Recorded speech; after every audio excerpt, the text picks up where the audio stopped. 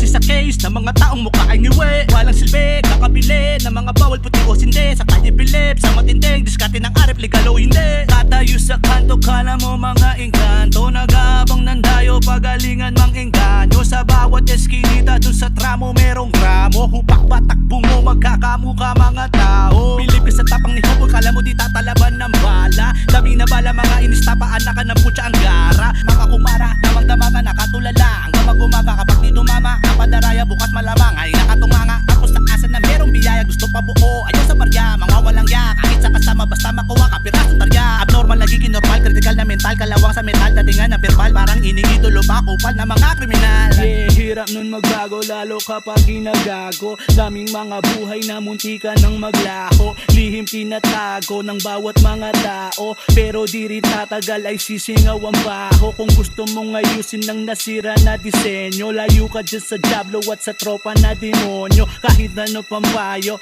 ni Poncio Pilato, ikaw ang natumba, ikaw rin ang magtatayo.